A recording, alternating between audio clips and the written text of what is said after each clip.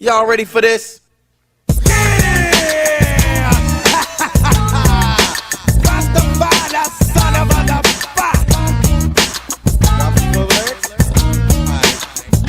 and then comes the 2 to the 3 and 4. Then I drop the beat I have in store. Lay phonetics on the top like a trample on snakes. Well, trample on snakes. Tell, I am not illiterate, no, not even a little bit. Nothing like an idiot. Get it? Amanda. Pussies. Damn. Let me explain something to you in plain English. Trample on snakes.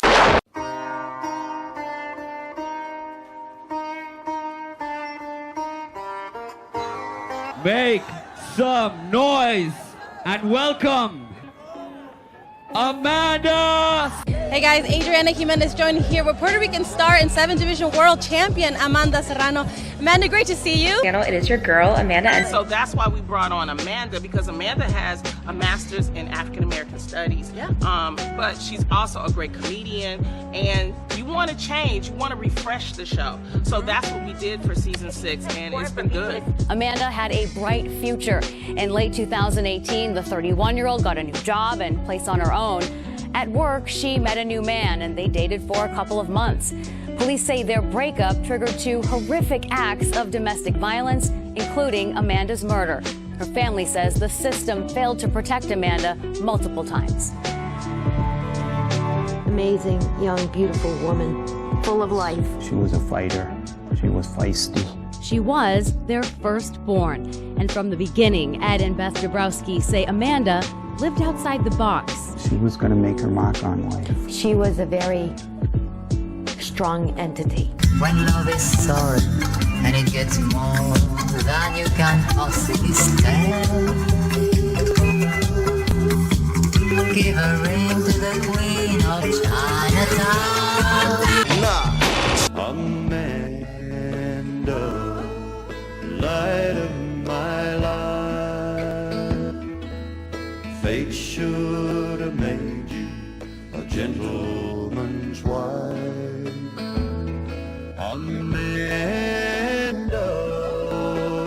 Amanda.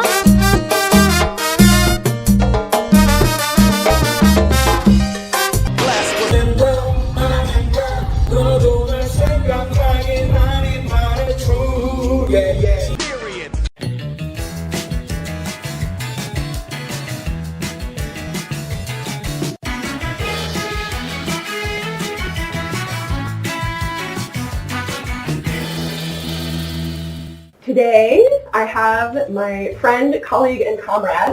My name is Amanda.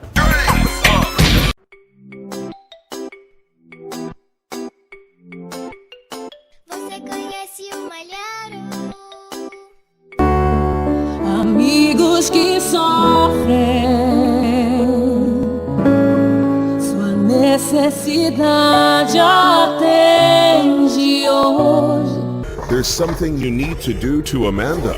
She played in the playground when it's raining, and now she is sick. We need city heroes to help little Amanda. Little Amanda is getting worse. She needs treatment. Who do you think can handle this kind of situation, Scott? Great. That's a good idea, Scott. Thomas, the yellow truck, and Ava, the pink ambulance, will help little Amanda. Amanda Bynes and her fiancé pack on the PDA during an outing in Los Angeles. The 33-year-old actress and her partner, Paul Michael, were spotted sharing a sweet moment. This morning, the couple who played a vital role in the rescue of an 11-year-old who was kidnapped in broad daylight speaking out. Amanda Disley and her husband Benny Correa. Hallo, mein Name ist Dani und ich stelle euch heute ein Buch vor, was gerade neu erschienen ist im Trias Verlag. Und zwar ist es von Frau Dr. Amanda Sonntag und heißt Abnehmen mit der Mind-Body-Methode. Amanda, wo ist denn unser ganzes Klopapier? Amanda! Und was kostet die Rolle? 80 Euro. 80 Euro? Ja. Egal. 2 Rollen? 200. Für 2 Rollen kriegst du den Würfel Hefe gratis dazu. Das kriegst du. Okay, Deal. Welcome, Amanda.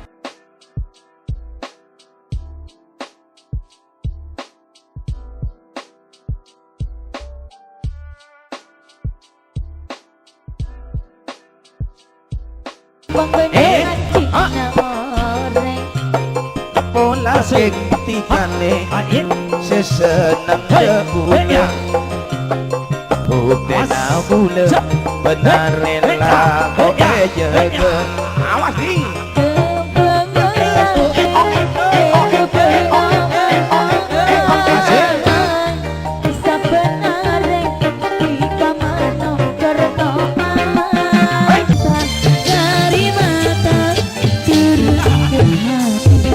Hatur semanun, terima kasih Cak Sahadi. Amanda Seyfried and Ashley Parr. This is the world's first gay country song.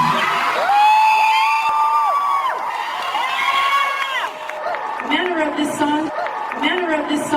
Even those who do get tested are having problems. Amanda Fomachan says her husband Titu's first test got lost, and they then had to complain to their governor before getting a second test, which was positive.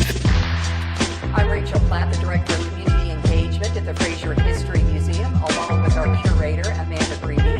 And we are now in the section of an exhibit that we're getting ready to open. What is the vote for suffrage really now?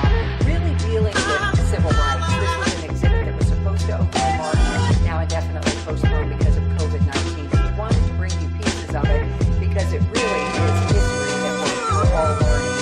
So tell us about this. We have a pair of boots in front of us. Because these boots are made for walking, and they sure were with the woman who wore them, right? Right. So our exhibit focuses on voting rights, which did not end after 19th Amendment, obviously. So this section of the exhibit really talks about the fact that around that. So in this case, we have some boots that were worn by Evelyn Black. The dramatic rescue of a woman lost in a forest for 17 days is bringing new hope for finding another missing hiker on the same island. 35-year-old Noah Mina was reported missing in Maui last Monday. Amanda Eller, who was rescued on Friday, celebrated the end of her ordeal with family, friends, and rescuers yesterday. Jonathan Bigliotti was at the emotional reunion. He's in Paia, Maui, near the site of the party. Jonathan, how are her spirits? And good morning to you, Anthony. I spoke with Amanda Eller at that party briefly, and I gotta say I was so struck by her composure and her warmth. She says she is doing great, her spirits are high, but make no mistake about it, she's got a long road to recovery. Her legs were heavily bandaged, and her feet so swollen she couldn't walk. Still weak from 17 days and 16 nights in the Hawaiian jungle, Amanda Eller arrived at her party with a little help from her family and friends. I'm just a girl that got lost in the woods, and you guys showed up hard. They called her rescue a miracle. On Monday, they treated her like a hero. I just have so much gratitude and thanks for everybody showing up with the biggest hearts and the biggest generosities.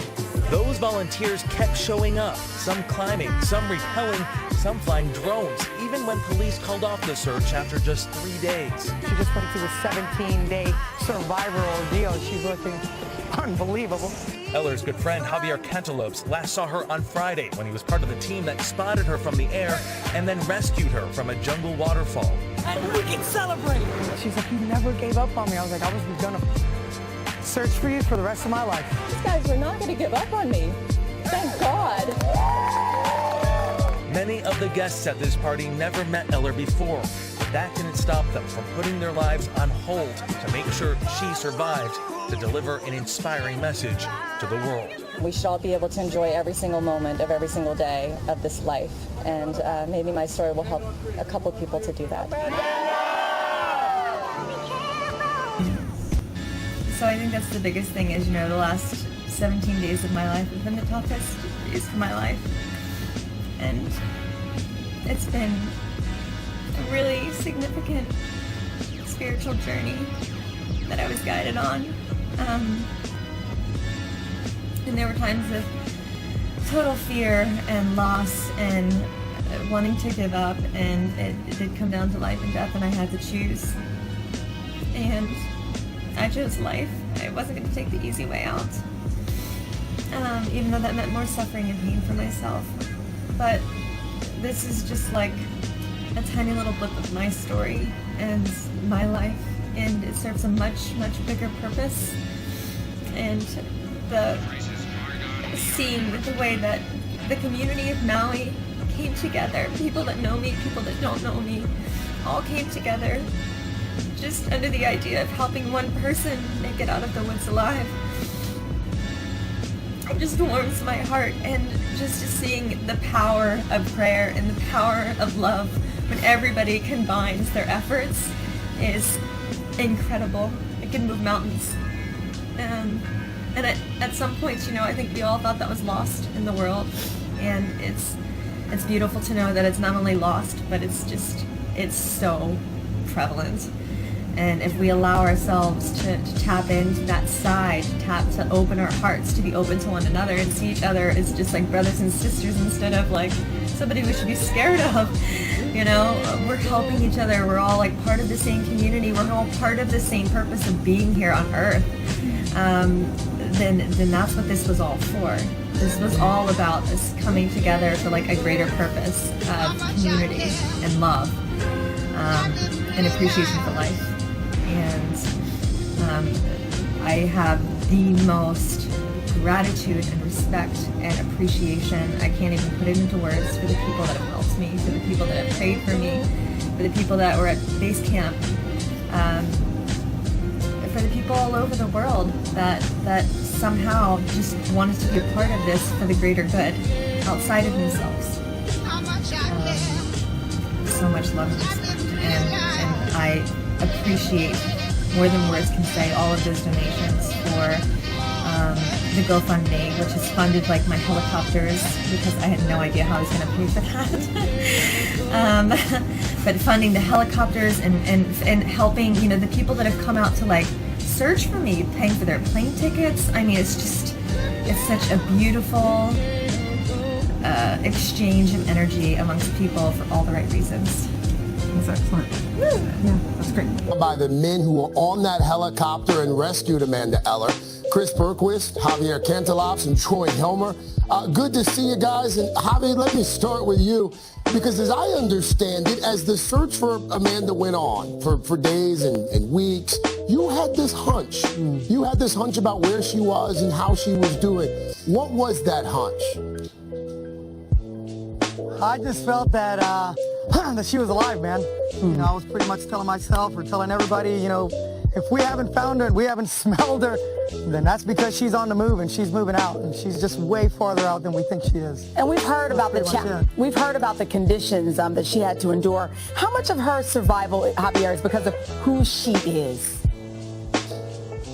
I think a lot of her survival has to do with who she is, her experience in the forest itself, her knowledge of the vegetation, but in reality, her physical therapy, you know, her expertise in the human anatomy. I think that her injuries, she was able to treat them and treat herself and pretty much be able to assess her situation out in the field and be able to move forward with those injuries.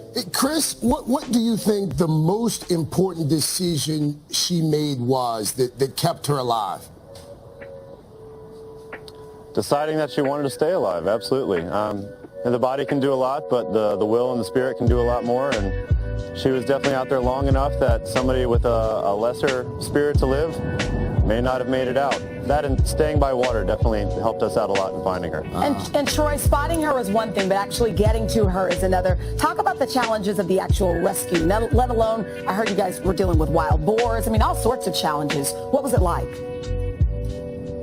Yeah, there's definitely wild boars. There was a bunch of obstacles. The first thing they did was drop us off on the opposite side of the gulch, and we couldn't get down to her, so the helicopter pilot Pete had to come back and pick us up and drop us off on the other side, and they just happened to drop us off right on my hunting trail. So I knew the layout, I knew the place, and we were doing leapfrog through a bunch of the Louis ferns. And then we got to a spot where I was actually telling everybody to go right, and she was actually on the left, but we made a little circle, came over the top, and dropped right down on top of her. Javier, it's pretty awesome. We've seen this video, Javier, and the emotions are palpable just to us. And I know that you knew Amanda before all of this. When you're hugging her and she's hugging you guys, what's she saying? What was that moment like for all of you?